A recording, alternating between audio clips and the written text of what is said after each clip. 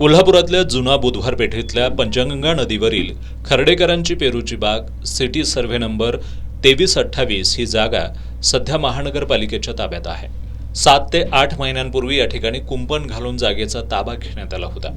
यानंतर या ठिकाणी जमिनीचं सपाटीकरण करण्यात आलं। हे करत असताना इथं पादुका असलेलं आणि शिवलिंग असलेलं मंदिर अचानक गायब झालं।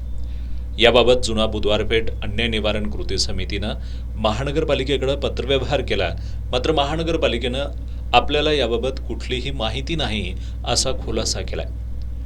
त्यामुळे 6 महिन्यांच्या काळात इथलं मंदिर गायब कसं झालं, ते कुणी पाडलं, यामध्ये कुणाचा हात आहे याची चौकशी व्हावी अशी मागणी जुना बुधवारपेठ अन्याय निवारण कृती समितीनं केली आहे। समितीच्या वतीनं जिल्हाधिकारी कार्यालयाकडील तहसीलदार स्वप्नील पोवार यांना याबाबत निवेदन सादर करण्यात आलंय। या निवेदनाची दखल घेतली गेली नाही तर तीव्र आंदोलन छेडू असा इशारा कृती समितीच्या वतीनं देण्यात आलाय। 1 वर्षापूर्वी त्या ठिकाणी कंपाऊंड घातलं गेलं।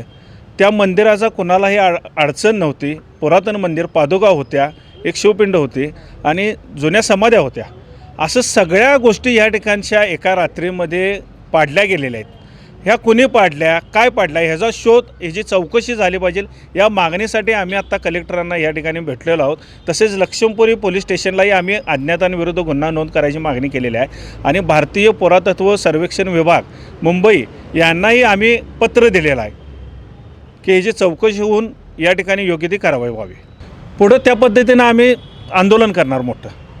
यावेळी अनिल पाटील, शशिकांत हळदणकर, रणजित शिंदे, विराज पाटील, गोविंद वाघमारे, विजय नाईक, इम्रान नुराणी, विद्यानंद जिरगे, मॉरिस भालेराव आदी उपस्थित होते।